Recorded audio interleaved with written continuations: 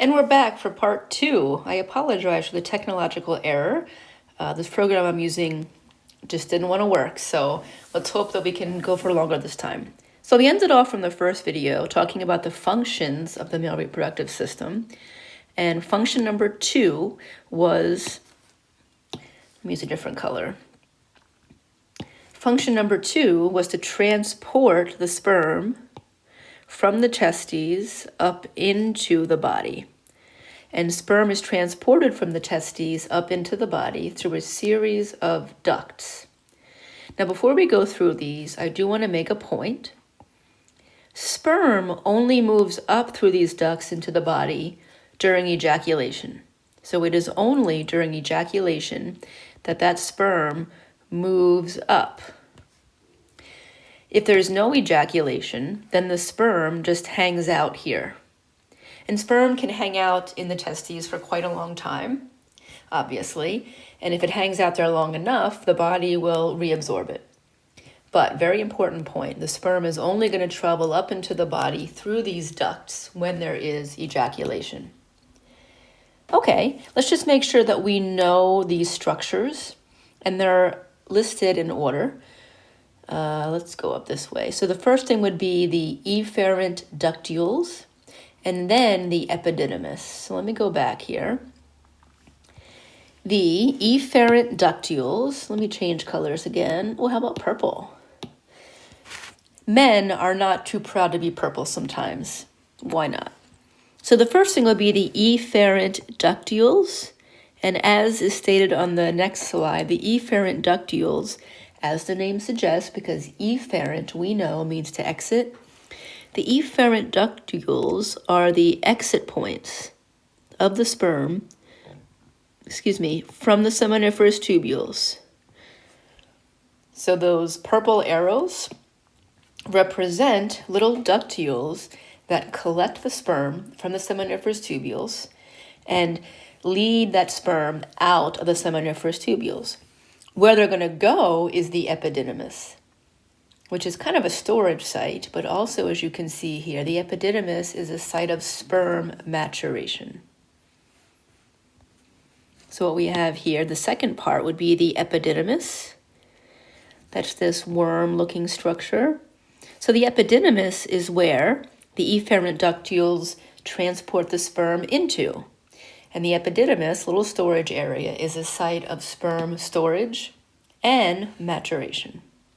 So the sperm leaves the seminiferous tubules via the efferent ductules into the epididymis, where the sperm is stored and matured.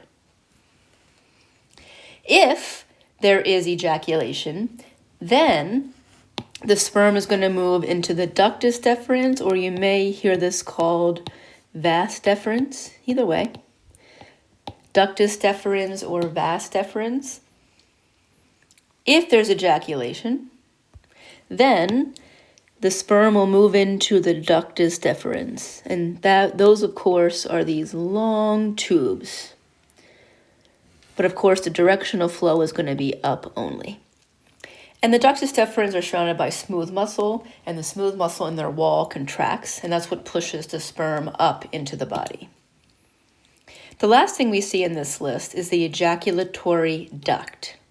This is what's going to be the duct at the very top that's going to empty into the urethra.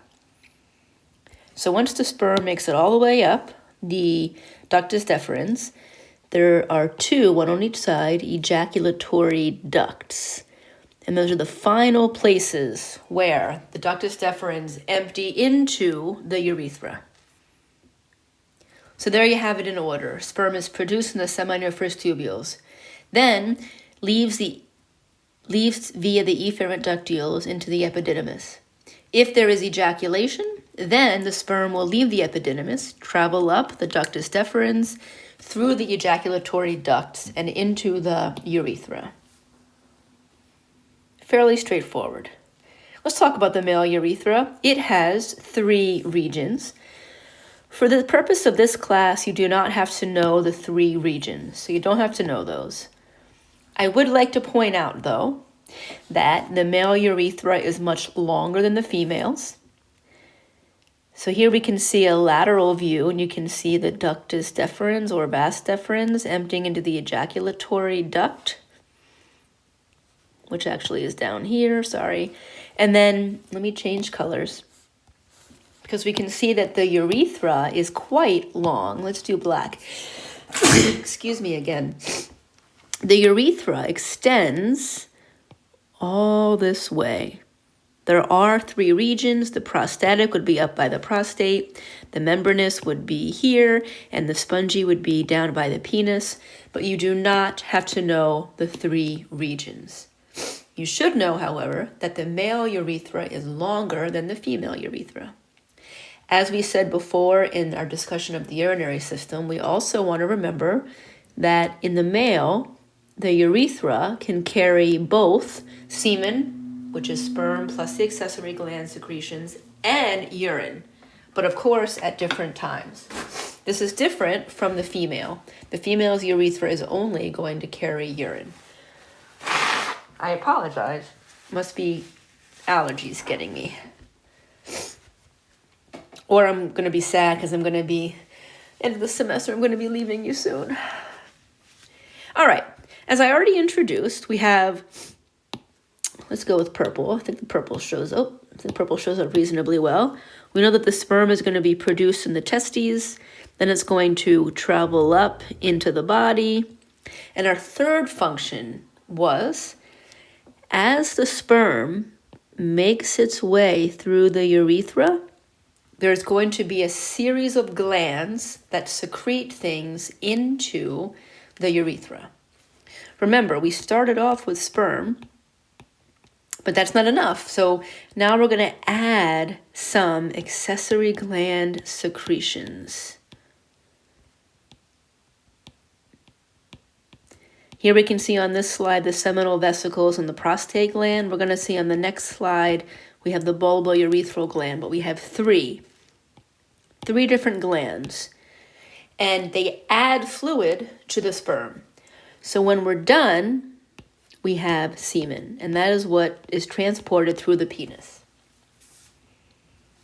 Okay, so let's go one by one. I'll change color just to show the differences. Let's talk about the seminal vesicles. These are small, and they're paired. That's why I have this 2 here. They're small.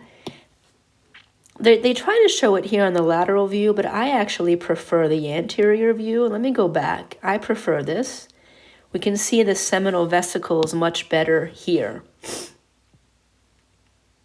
I guess they're reasonably large. I take that back. They're reasonably large, the seminal vesicles. Okay, that's probably a better way to see it, seminal vesicles. And among the things that the seminal vesicles do, I'm going to just give you some examples of what each of these add to the sperm, just making sure I have everything here that I need to. So what the seminal vesicles do is they're going to add fluid that serves as a transport medium. We know that sperm have little tails, so we have to give some fluid for these sperm to swim in.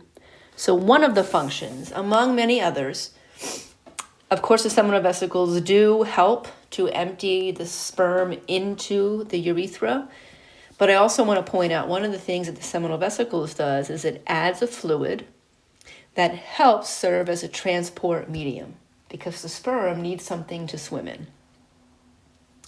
Then we have the prostate gland, and in this picture, the prostate gland, we can see a decent view of the prostate. We can see there's some on this side, some on this side. I also like the anterior view. Let me go back. Here we get a good look at the prostate. We can see that it's almost like a walnut shape. We can see there's half the prostate on one side, half on the other. So it's technically one gland, but running right through the middle of it is the urethra. So it's one gland. It's not paired. It's one gland, but the urethra runs right through the middle of it. So what is the function of the prostate gland? It does a lot of things.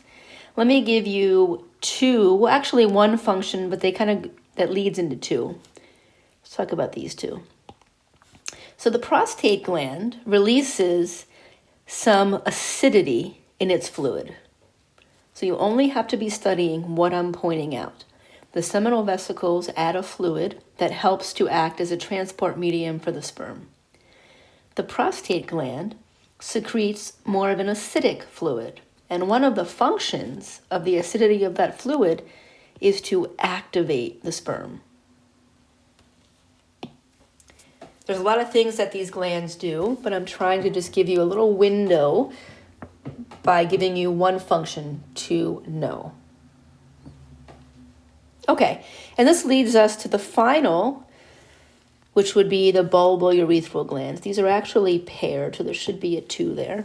These are the tiny little guys. There's one there and one on this side. These are the smallest ones, and they come the most or distal, probably a better term to use. We talked about the seminal vesicles. This is what these sperm will encounter first. Then we talked about the prostate, which is what the sperm will encounter second. And most distally, the sperm is going to encounter the bulbourethral glands. This fluid is a little bit more of a neutralizer. So this is going to be a little bit more alkaline. So we can just summarize the function of the bulbourethral glands as glands that release more of an alkaline fluid to help balance out the acidity from the prostate gland. So while we needed some of that acidity to help activate the sperm, among other things, now we don't want to have too much acidity. That would not be good once the semen leaves the male and goes into the female. So we have to have the best of both worlds. And that is one function of the bulbourethral gland. Secretes more of an alkaline fluid to balance out the acidity that was produced from the prostate secretions. You can read about this. I'm not going to ask you on the exam. I put it on here because people ask me a lot of questions about it. BPH, there was a series of commercials. I'm not sure if they're still on, but it was a commercial for a medication for BPH, and it was a man of middle to older age, and the song was, gotta go right now. Maybe you've heard of that. So again, won't be on the test, but if you're interested, benign prostatic hyperplasia is simply an enlarged prostate. This is benign, in other words, it's not cancerous. A cancerous prostate is something different, but most males, as they reach a certain age, will have some inflammation or enlargement of the prostate. And because you know the anatomy, because the because the urethra runs right through the prostate, you could imagine if the prostate is enlarged, it will compress the urethra, therefore making it either painful with urination, or leading to frequent urination. Not going to be on the test. This will also not be on the test, it's just there for your information. Prostate cancer is very common in males. You can read about it. The common blood test would be looking for the PSA or prostate-specific antigen. But again, will not be on the test. You have enough to know by this point in the semester. Here's a nice picture of a catheterized, I bet the males are squirming when they look at this. Just wait until you see the pictures of childbirth for the female. Then the males had nothing to complain about. You can read about this. Years ago, I found this article. I'm not even sure if the link is still there. But years ago, I found an article from our friends across the pond in England that they did a study where they found that masturbation helped to reduce the risk of prostate cancer. Their theory, their hypothesis being that simply moving fluid through the pipes would help to reduce inflammation or other things that could encourage cancer growth. But, okay. As I said before, at this point in the semester, you have the final exam coming up. I really try and have you know only the basics. So for the penis, you only need to know what it is, which you already know. The function of the penis is, of course, the delivery vessel of the semen into the female. It's also the export vessel for urine. You can look here, it's kind of a cool cross-section, so you can see there's actually 3 separate regions to the penis, and only the one at the bottom here has the urethra, but you do not have to know these specific parts. Here's another view. This view I like on the left because it shows you the great blood supply to the penis. All right, another great cartoon. The bank that likes to say yes, yes, yes. All right. I feel like we've reached a new level of knowing each other after I just said that. All right, last thing for males, and then we'll end this video, and then we'll start off video number 3 for the female reproductive system, is a brief discussion on spermatogenesis. Again, we're going to keep it very basic. You should know that the sex cell in male, the sex cell, sperm, is only produced after puberty. I think you know that, but I just want to make sure. So a prepubescent boy, their testes are not producing sperm. They have the parts, they have the seminiferous tubules, but they haven't gotten the endocrine signaling yet to actually start producing sperm. Sperm production only occurs with the onset of puberty because of the presence of the sex hormones. We already know where the sperms are produced, which is in the seminiferous tubules. The name of sperm production is spermatogenesis. That's the title of this slide, so make sure you know that. The name for sperm production is spermatogenesis, which, if you break down the word, it makes sense. Genesis means the beginning of. So spermatogenesis refers to the beginning of or the production of sperm. You do not have to know these steps. While I would like to go into more detail, I don't think now is the time. So we're going to leave it at that. There's information here if you want, but this will not be on the test. There's a nice view here. What I do want to point out is that when we are producing sex cells, we're using meiosis and not mitosis. If you remember mitosis is how most of the cells in our body reproduce. And that's when you have, in mitosis, you have one parent cell that leads into 2 daughter cells that are identical to the parent cell. But when it comes to our sex cells, the egg and the sperm, we do not use mitosis. Instead, we use meiosis, which is cell reproduction only in the sex cells. And you may remember we have one parent cell that leads into 4 daughter cells, and they're not all identical to the parent. They each are a quarter of the parent. I'm getting into detail unnecessarily here, but I'm just reminding you that it is meiosis. I meant to draw a smiley face and I drew a circle. Just know that meiosis is the process. Here we have the parent cell goes into 4 daughter cells. Okay. You can review the parts of the sperm, not a big deal. I pointed out that it has a tail, which we already know. That helps it swim in the semen. Okay, pretty simple. We've already talked about these for the most part, but I want to make sure we're clear. You remember that we have sperm plus the accessory gland secretions that equals semen. The sperm alone is not enough. So we have to add the fluid secretions from the 3 accessory glands. We talked about some of the functions, the transport medium. We need chemicals to activate sperm. Here are some other components, but you do not need to know them individually. So you do not need to know them individually. They're just there if you're interested. Some of the components of semen that we didn't talk about, there has to be some sort of energy source, which is usually in the form of fructose.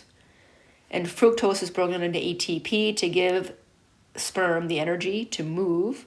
There has to be some fibrinogen. And you can see here, this is pretty interesting. Again, not going to be on the test, but the last one, semen actually contains some substances that suppress the female's immune system.